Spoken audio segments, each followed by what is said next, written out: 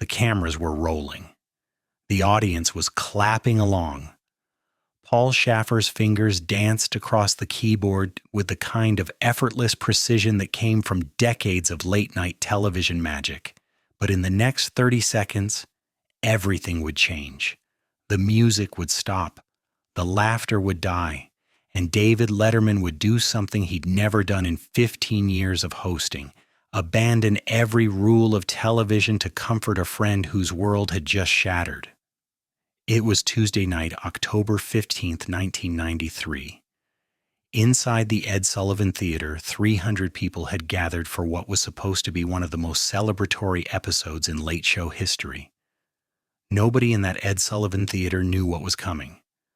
Not the audience of 300, not the production crew bustling behind cameras, not even David himself sitting behind his iconic desk with that familiar gap-toothed grin.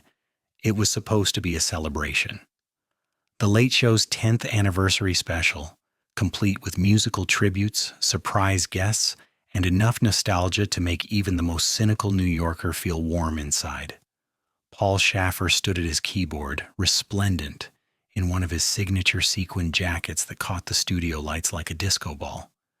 The CBS orchestra was in full swing behind him, delivering a medley of songs that had defined a decade of late-night television.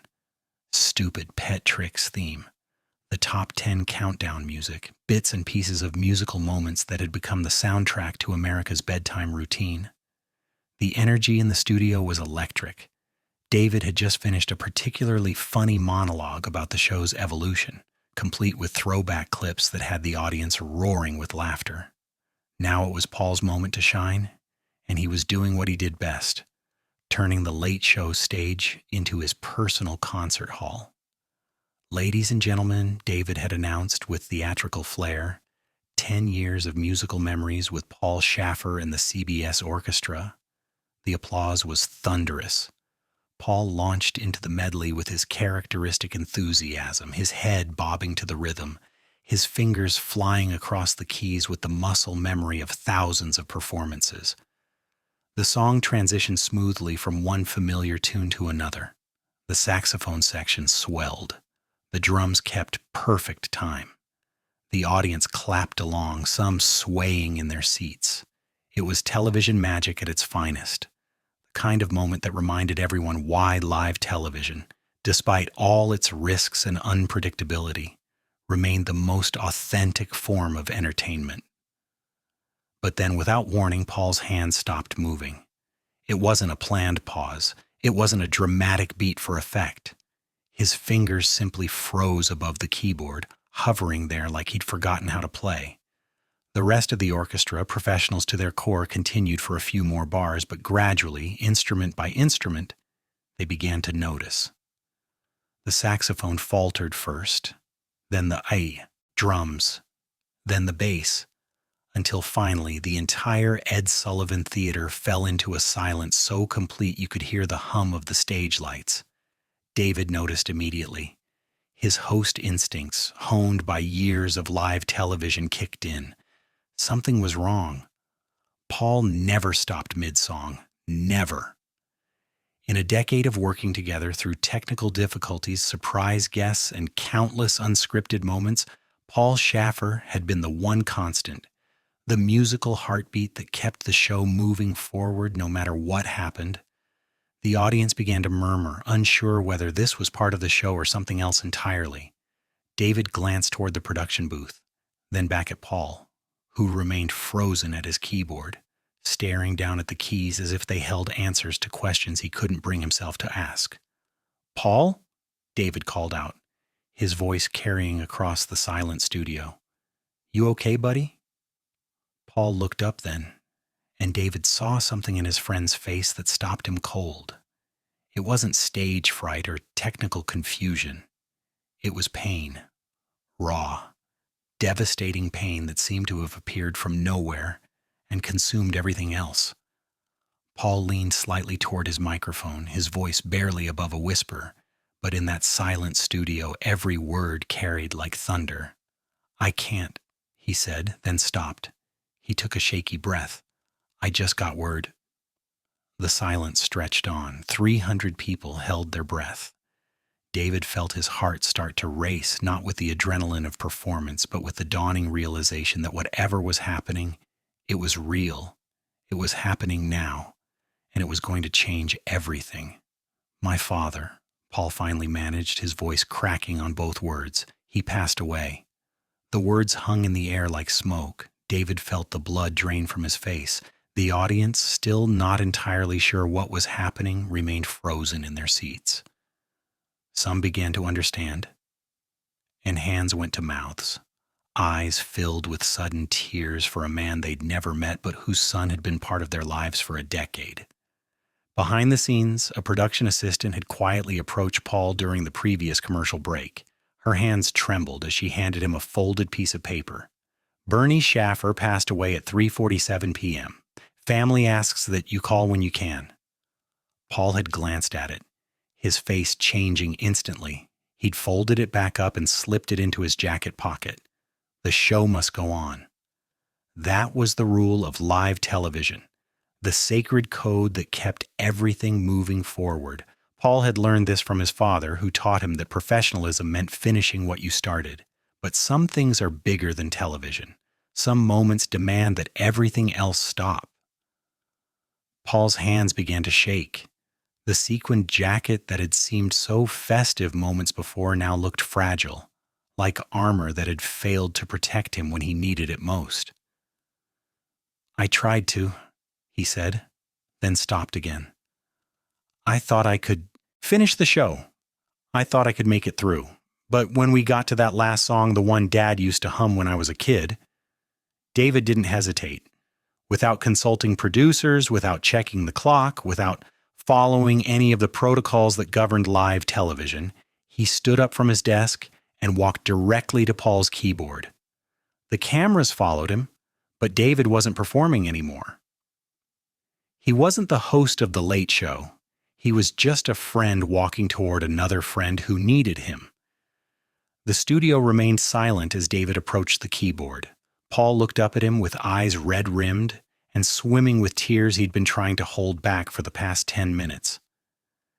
David didn't say anything at first. He simply placed his hand on Paul's shoulder and stood there, sharing the weight of a moment that had nothing to do with entertainment and everything to do with humanity.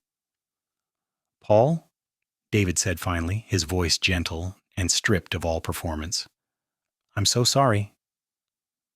Paul nodded, unable to speak. The orchestra members, most of whom had worked with Paul for years, some of whom had known his father, began to set down their instruments and move closer.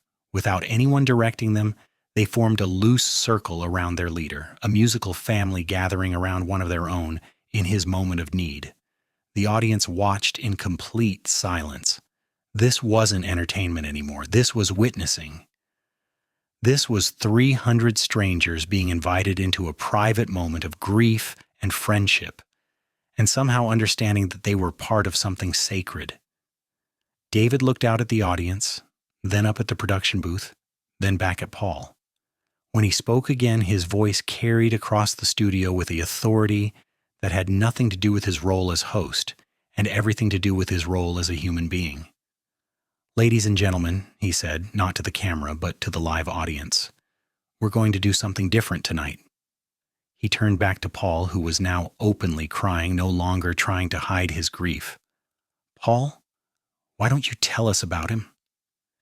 It was an invitation, not a demand, an offer to share the burden or carry it alone, whatever felt right in that moment. Paul looked up at David, then out at the audience, and something in their faces, not curiosity or entertainment seeking, but genuine compassion, seemed to give him strength. "His name was Bernie," Paul said, his voice stronger now, but still thick with emotion. "Bernie Shaffer. He was 83 years old, and he never missed a show. For 10 years, he recorded every episode on his old VCR. He'd call me every morning at exactly 9 a.m. with his thoughts. He had this little notebook where he'd write down everything while he watched." A small smile crossed Paul's face, despite his tears. He had opinions about everything. The arrangements, the solos, the way I moved my hands. If I played too fast, he'd say, "Paul, you're rushing it. Music needs time to breathe." He was my biggest fan and my toughest critic all rolled into one. David felt his eyes beginning to fill. "He sounds like he was pretty special," David said quietly. "He was a piano tuner for 60 years, Paul continued. He said every piano had a personality, and his job was to help it find its voice again. He taught me that music wasn't about showing off. It was about serving the song, serving the moment, serving the people who needed to hear it." David listened, his hand still on Paul's shoulder. The audience listened too, no longer spectators but participants in a moment of shared humanity. Some were crying now, thinking of their own fathers, their own losses, their own moments when the world stopped turning and demanded recognition of what really mattered. "He taught me to play," Paul continued, "not just piano, but music. Real music. He said music was the universal language, that it could bridge any gap, heal any hurt. When I was 7, I told him I wanted to be on television. He said, 'Television will teach you how to perform, but I'm going to teach you how to feel.'" Paul's hands steadied as he spoke. His fingers found the keys again, playing simple chords that filled the silence with gentle sound. The notes were soft, hesitant, like someone testing whether the piano would remember how to sing. "This was his favorite song, Mono," Paul said, picking out a melody that was both simple and profound. "He used to play it for my mother when she was sick. He called it Sarah's song because he said it sounded like how much he loved her." The melody was achingly beautiful in its simplicity.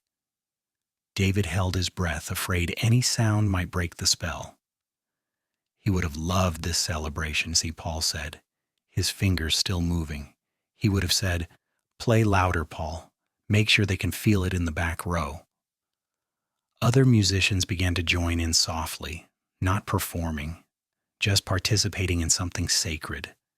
David found himself swaying slightly to the music, not for the cameras, but because it felt natural, because Paul's grief was becoming something else in that moment. Not celebration, but acknowledgement. Not entertainment, but truth.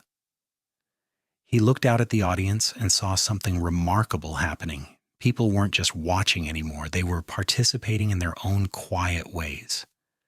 Some had their eyes closed, letting the music wash over them. Others were holding hands with strangers sitting next to them. A woman in the front row was silently crying, and the man beside her, someone she'd probably never met before tonight, had gently offered her his handkerchief. This was what television could be at its best, David realized. Not just distraction or escapism, but connection. A reminder that despite all our differences, all our separate struggles and private griefs, we're fundamentally the same. We all love someone. We all lose someone. We all need music to help us make sense of the silence that follows. The song, if it could be called a song, lasted maybe 3 minutes, though time seemed to have suspended itself in that studio. When the last note faded, the silence that followed was different from the shocked quiet that had started this whole moment. This was peaceful silence, the kind that follows a prayer or a moment of meditation. It was the silence of people who had just witnessed something true and didn't want to disturb its lingering presence with applause or noise. Paul looked up at David, then out at the audience. "Thank you," he said simply, "for letting me—" He didn't finish the sentence, but he didn't need to. Everyone understood. David nodded, then made a decision that would define this moment forever. Instead of returning to his desk, instead of trying to salvage the show's format, instead of following any of the rules that governed how television was supposed to work, he sat down on the piano bench beside Paul. "You know what?" David said, his voice carrying easily across the silent studio. "I think that's exactly how we should end tonight's show." He looked directly into the main camera, speaking not to millions of viewers but to each person individually, as if they were sitting in the front row of the studio. "Ladies and gentlemen, tonight we plan to celebrate 10 years of The Late Show. We had clips and jokes and musical numbers all lined up. We were going to look back at all the silly things we've done, all the celebrities we've embarrassed, all the times we've made you laugh when maybe you needed to laugh most. David paused, looking directly into the camera, but somehow managing to make it feel like he was looking into the eyes of each person watching at home. But sometimes life reminds us that the best television happens when we stop trying to make television and start being human instead. Sometimes the most important thing we can do is witness someone else's truth and say, yes, that matters. Yes, we see you. Yes, you're not alone. He turned back to Paul, whose head was bowed over the keyboard, tears still flowing but quietly now, like a gentle rain after a storm. Paul Shaffer lost his father tonight, Bernie Shaffer, who never missed a show, who had opinions about every song, who taught his son that music is the universal language and that the most important thing any performer can do is serve the moment they're in. Bernie taught Paul that music isn't about the musician, it's about what the music can give to the people who need to hear it. David's voice grew softer, more intimate. And I think Bernie would understand if we ended tonight not with a top 10 list or a stupid pet trick, but with a moment of silence for all the fathers, all the teachers, all the people who shaped us and left us with music in our hearts, for all the phone calls we'll never receive again, all the conversations that ended before we were ready, all the love that doesn't stop just because someone isn't here to receive it anymore. The studio remained silent, but it wasn't awkward silence. It was chosen silence, sacred silence, the kind of quiet that honors what came before and acknowledges what matters most. David and Paul sat together at the piano bench as the credits began to roll. No goodbye monologue, no final joke, no signature sign-off. Just two friends sharing a moment of loss while 300 strangers and millions of viewers witnessed what it looks like when entertainment becomes ministry, when a television studio becomes a sanctuary. The control room had fallen silent.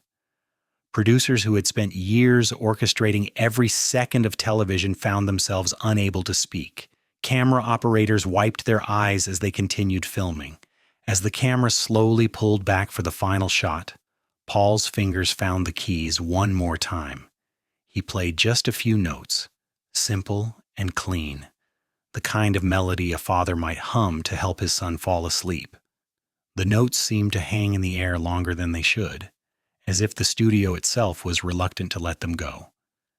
In homes across America, people sat feeling something they hadn't expected during a late-night comedy show. Children asked their parents why the man on TV was crying. Teenagers called their grandparents just to say hello.